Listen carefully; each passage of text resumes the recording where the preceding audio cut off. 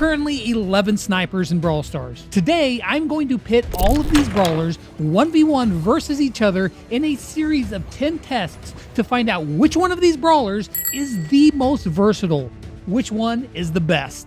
To start off, I made a simple obstacle course. This will test the brawlers on their mobility, and while most snipers don't have to worry too much about this, when you got a brawler coming at you at full steam, it's nice to know you got some options. Starting off with the brawler who had the slowest time, we have Pierce. Since he doesn't have a hypercharge as of this recording, he didn't get the speed boost from that, and while he does have a star power that could possibly boost his speed a little bit, none of those shots actually dropped in front of him, which led him to a 23.2 second time and 11th place. Then we have 3 brawlers all tied for 8th place. Mandy, B, and Bell all have no wall break or movement increase outside of the hypercharge. So because of that, they have the same time. However, Maisie does have a very short dash, and while it's not much, it's enough to beat the previous brawlers by about 1 second and claim 7th place for herself. Piper makes a big leap in time as she clears one wall and then finishes almost 5 seconds faster than Maisie, but Bonnie, she also has a leap, and she moves faster once she's in small form, beating Piper by a couple of seconds and snatching 5th place. Brock is always strong in obstacle courses, blowing up one wall and jumping over the next for a solid time, but Angelo, he can't be bothered by walls at all as he just floats over the water and registers a 9-second finish time. Nani does the same thing, but faster than Angelo, but Janet tops all of them, flying over the top of everything and beats Nani by about 1/10 of a second for 1st place. So after the first test, these are the standings.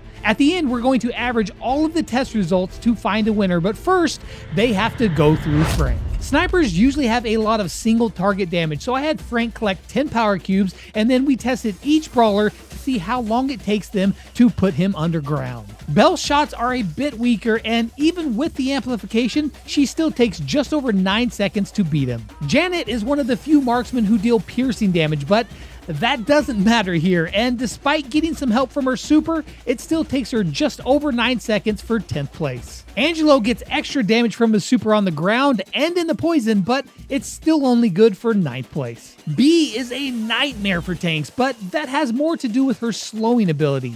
It takes her just over 6 seconds to kill Frank in this test. Brock unloads all of his rockets for 8th place, barely beating B, and Bonnie ditches her cannon for her more damaging little form for 7th place. Pierce is able to pick up a ton of shells, and it only takes him 4.23 seconds to win 5th place. But if you want lots of damage, there's Nani dealing it, taking 4 seconds to beat Frank. Piper uses her super and then her star power to end him for 3rd place. But Maisie, thanks to her hypercharge, deal insane damage and beats Frank in a mere 2 seconds flat. However, none of them come close to Mandy and her hypercharge. In just 1.03 seconds, Frank is reduced to a power cube. And with that, Mandy takes home 1st place in this test, and that will really help her overall ranking in the end. But next up, we have a test that takes into account area damage and piercing ability. Those same 10 power cube boxes are now waiting for the snipers to see how fast they can open them up. B tries to get some splash damage with her hypercharge, but it barely does anything, and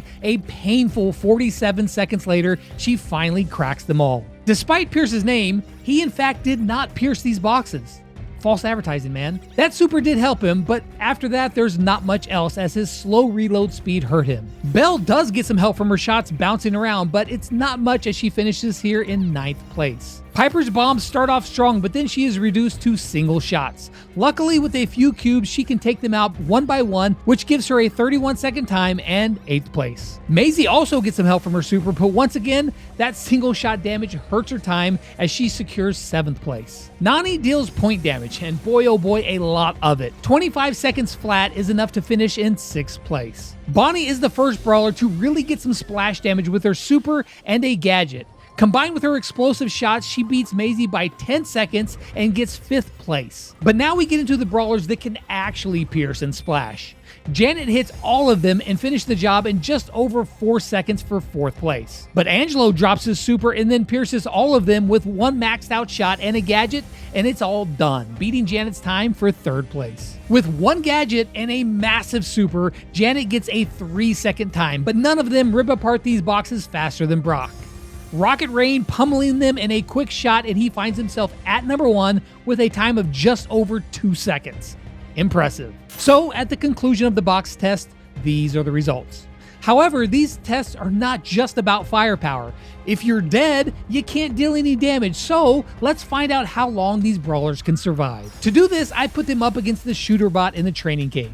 The time starts when that shooter bot fires his first shot to the time the brawler dies. These brawlers can use anything they have to survive as long as possible, but Piper, she doesn't have much to save her. Now, she does prolong it with a jump, but when she comes down, she lands herself in 11th place. Brock has a couple of gadgets to jump some shots, but not much else. However, Belle is able to keep shooting the big bot to keep a shield active, getting her 9th place despite having pretty low health. Pierce also uses this trick to utilize his shield, soaking up some damage, but only lasts 25 seconds, while Nani takes her star power a different route and soaks up a ton of damage, but once Peep is gone, so is she. Maisie has more base health, plus some gadgets to help her last long. But Mandy has a star power that gives her a permanent shield while focused, and using that, she lasts 30 seconds before dying. Angelo is able to use his super and star power to heal up a ton, and he lasts for 35 seconds and gets 4th place, while Janet, she blocks some shots with her gadget, and then just floats above the danger and into 3rd place.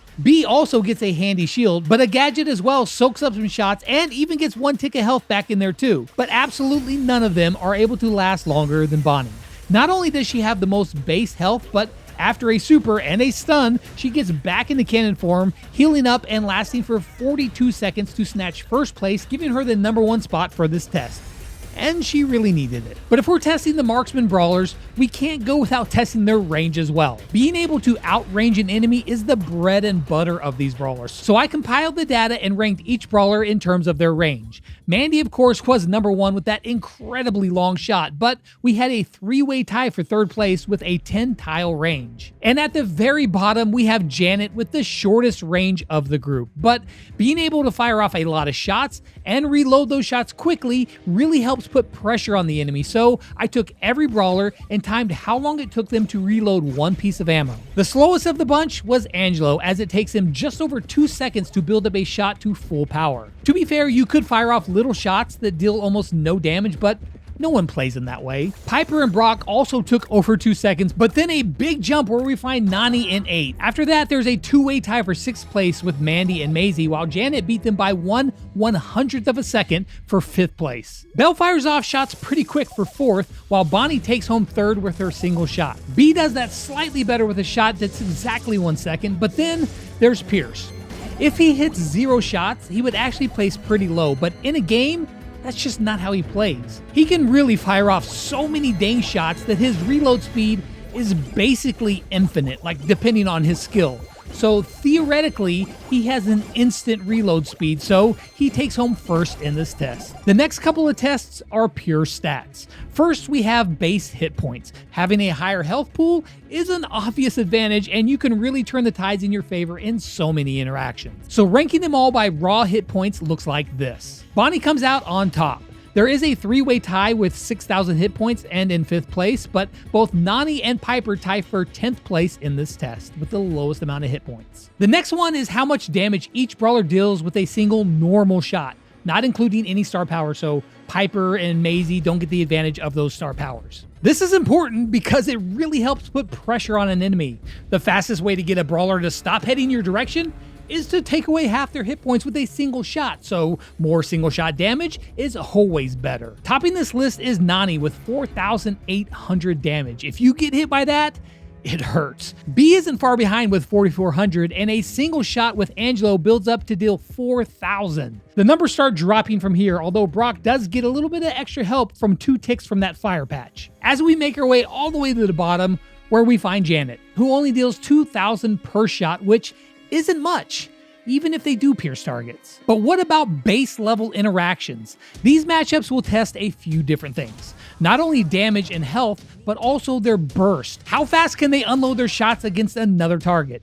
Also, it's just fun to do. So with that, I created a randomly seeded bracket and put them against each other. Janet versus Angelo is our first match, and Angelo gets his second shot off just before Janet does for the win. But when he moves into the next round, he meets a buzzsaw named Brock. Belle and Mandy both got a bye into this round, but Mandy uses her shield star power to propel her to the next round where she faces Brock. And she takes that one trick and it's enough to beat Brock and put her into the finals. But who she's going to be facing, well, we got to find out from the bottom bracket where Piper faces off against Pierce. Pierce can't even begin to pick up any animal before he's taken out with those huge Piper shots. While in the next matchup, despite having more health, Maisie's unload speed is just too much for Bonnie as she wins. And when Maisie faces off with Nani in the next round, these two high damage brawlers trade blows, but Maisie once again prevails with the fast shots. Above them, Piper and Bee square off, but Piper's fast traveling bullets win the day. So Piper versus Maisie, and both of these brawlers at max range deal a ton of damage, but once again, Maisie unloads her shots much faster, which puts her into the finals to face off against Mandy. But before we see the winner, we need to find out who got third and fourth place with Piper and Brock. This is a close one, but Piper's fast shots take home the win and grabs third place with Brock in fourth. So one final matchup, and it's a close one. However, this time, Mandy's shield can't save her as Maisie wins the 1v1 interaction tournament. So first place through fourth place all received their placements, but all of the other brawlers, since they failed to even win a match, got eliminated and 11th place. So then our final test is a subjective one, but one that really matters. I asked two pro players in Bobby and Diego Gamer to rank the marksman from the best to the worst overall in the game. Now, they both agreed that right now, Bonnie is the worst marksman in the game, and they also agreed with spot 10 and 9 going with Maisie and Janet respectively. There were some differences, as you can see as we go through these rankings, like Bobby valued Mandy more than Diego did. But overall, these rankings were actually pretty similar to each other, and they both agreed that the best marksman in the game right now is Pierce. So then, once you average the results of every test, these are the final rankings for the most versatile marksman in the game. At the very bottom, coming in at 11th place, we have Belle. While she came in 11th place, the pros actually value her more than the numbers suggest. She has some really good gadgets and is overall a pretty safe pick in most spots. In 10th place, we have Janet. She actually really feels like she could use some small buffs. I mean, she has a place, and while she's not a bad brawler by any means, she's not the star like she once was. Next up, we have Piper, and she was pretty consistently near the bottom of the pack in most of these tests, and as well as in the pros' eyes as well. I'll be looking forward to see what they do with her when she gets some buffies and perhaps some reworks to go along with it. Then there's Bonnie. She finished in 9th place, but mainly just because of that health pool helping her score high in a few tests. She's not a bad brawler, and in fact, none of these brawlers are really bad, but Bonnie has for sure fell off recently. Bee comes in at number 7 with an average finish of 6.3. Now, Bee's best place in this game is actually as an anti-tank. She really excels there and is a very solid brawler, much like Maisie, who finished just above her. And here's the deal with Maisie. She would be an absolute monster in this game if it weren't for her main shot being much harder to land. She has a ton of defense for a marksman, and she deals a lot of damage, but landing her main shot consistently is really hard to do, and that hurts her. But still, even with that, she's middle of the pack in all of these tests. Pierce finishes at number 5. Now, while that's a bit of a contrast for what the pros think of him, it actually makes sense because what raw tests can't take into account is skill. And this brawler can either be insanely good or very bad. It really depends on how good your aim is. If you hit those shots, you are going to dominate.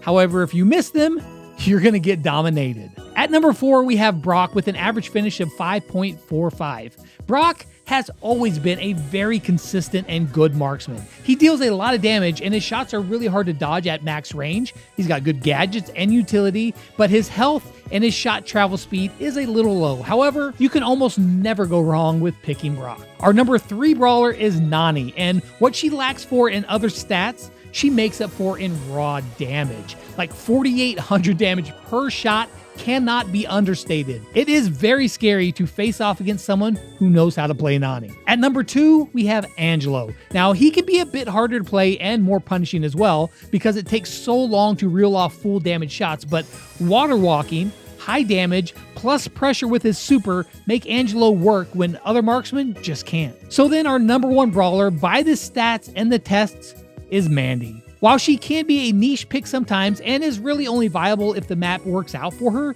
when you got a shot that goes 12 freaking tiles and a super that covers the whole map and a hypercharge that unleashes 3 of those, well, you earn your spot at the top of the heap. With an average finish of 4.6, she comes in at number 1, even though the pros don't seem to value her nearly that high. So, what class should I do next? Let me know in the comments down below. Hope you enjoyed. Peace out.